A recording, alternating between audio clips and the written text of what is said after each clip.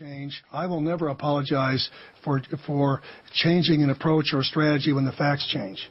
Paulson has, in the meantime, admitted that the subprime mortgage crisis is not the cause, really, of the breakdown of the entire world banking system and the bankruptcy of most of the banks in London and in Wall Street. He said, we're going to buy up toxic assets, but we're not going to worry about subprime mortgages. What he's talking about is derivatives. Derivatives are the center of the crisis. He went on to say that where the money was going was a secret.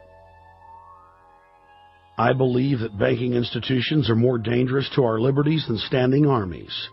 If the American people ever allow private banks to control the issuance of their currency, first by inflation, then by deflation, the banks and corporations that will grow up around the banks will deprive the people of all property until their children wake up homeless on the continent their fathers conquered.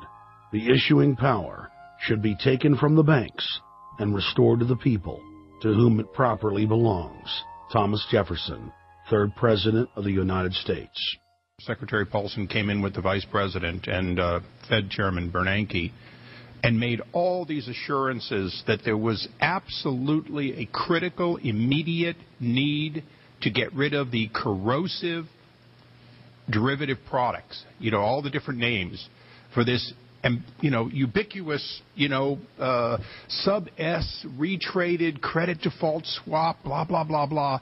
Okay? But they talked about them as though they knew what the hell they were. You got the money, and you immediately said, what items, what auction? Now, the Treasury just basically cut that out of the bill. And what we have here is a situation where banks are hoarding the money that they're getting from the TARP. They're using the money to purchase other banks. And all of a sudden, the Treasury sent a signal to the banks, forget about it. We're going to give you the money that you want, and you do what you want with it. Unless you direct it specifically, it's not going to happen. I don't think anyone questions, Mr. Kashkari, that you're working hard. Our question is who you're working for.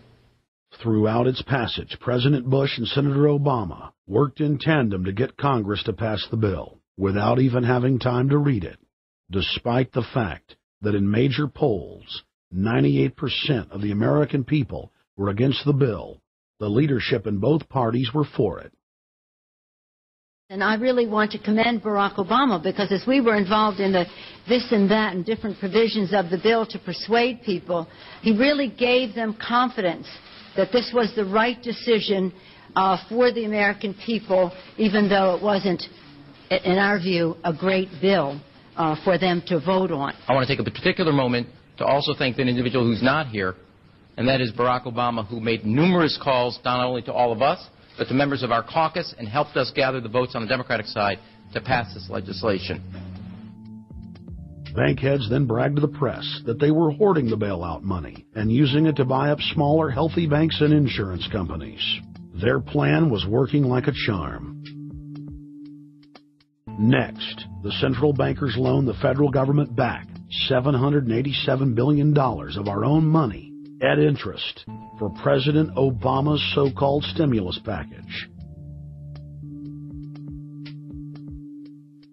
And just like the banker bailout, Congress was given less than an hour to read the 1,070-page-plus stimulus bill.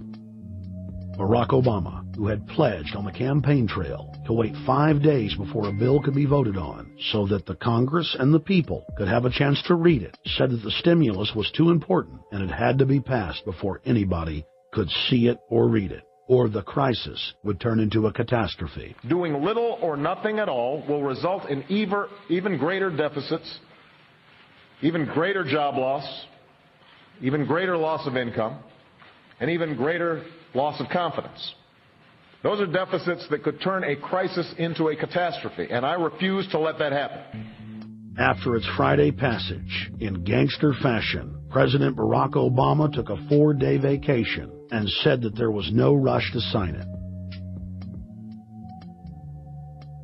The spending bill was really a takeover bill, designed to further federalize the states and to pay off rich donors that had donated to both parties. As the world slid deeper into depression, the bankers celebrated the fire sale that they had created. I believe the phrase burdens of the office is overstated.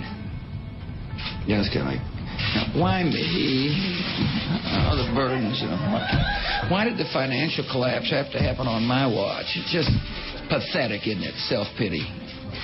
And I don't believe President-elect Obama will be full of self-pity. With their access to unlimited fiat capital, they could now buy up sectors of the world economy not already controlled by them. For over a century, the Anglo-American establishment had worked to bring the world system to this point. Artificially engineered global bankruptcy. In an address before the Trilateral Commission in June of 1991, David Rockefeller laid out the elite's ultimate goal. The supranational sovereignty of an intellectual elite and world bankers is surely preferable to the national autodetermination practiced in the last centuries. Now that the bankers were holding the world hostage, they issued their ultimatum. The only solution to restart the global economy would be to set up a planetary government ruled by a new Bank of the World. A Bank of the World owned and controlled by them.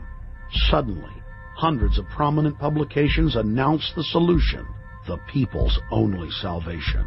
Time magazine, in an article titled The New World Order, said that the new super bank would control the world's currencies and set interest rates, and that the new bank would, quote, knock the heads of bad countries like the United States. At a meeting of central bank heads and finance ministers dubbed Bretton Woods II, the plan for world government was unveiled by the very bankers that had engineered the collapse. Formerly sovereign countries would now pay their taxes directly to the banking cartel. Hundreds of new carbon taxes, controlling every facet of human activity, would only be the beginning. Now all the elite had to do was to sell the public on accepting the final phase of their takeover. And it's Obama's job to sucker the public into standing down so the bankers' agenda can move forward unhindered. Never before in U.S. history has the media gotten behind a president like they are behind Obama.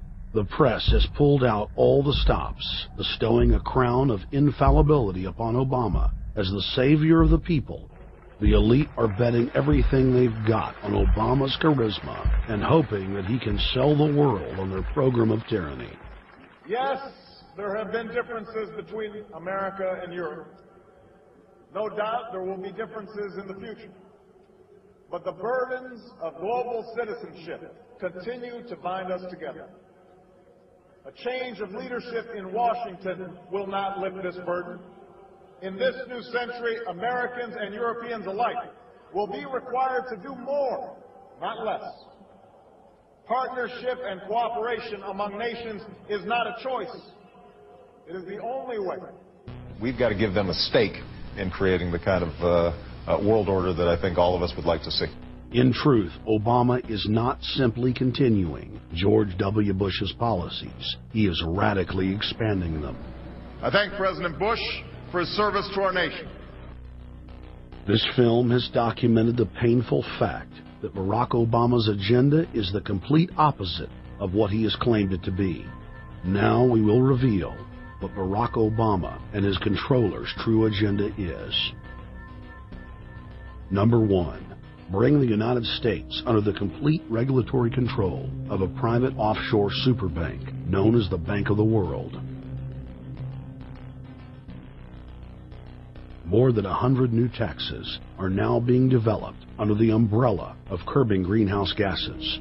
The new taxes will be paid directly to the private bank consortium. At the producer level, taxes will be paid on farm animals' flatulence. At the consumer level, there will be carbon taxes on all forms of meat, beef, poultry, pork, and fish. All cars will be fitted with satellite tracking boxes that will tax driving by the mile. And an added tax will be placed on all fossil fuels, including motor oil and natural gas. All plastic products will have a carbon tax added. Outdoor space heaters and fireplaces are to be taxed. All electricity produced by coal-powered plants will be taxed. Under the cap-and-trade system, citizens will be forced to pay taxes on thousands of products to private cap-and-trade services owned by Al Gore and other elitists. There will be taxes on light bulbs, water, trash pickup, air travel, train travel, bus, ship, medicine, steel production, mining, clothing, laundry, asphalt are just a few of the new taxes to be levied. But to truly transform our economy, to protect our security and save our planet from the ravages of climate change, we need to ultimately make clean, renewable energy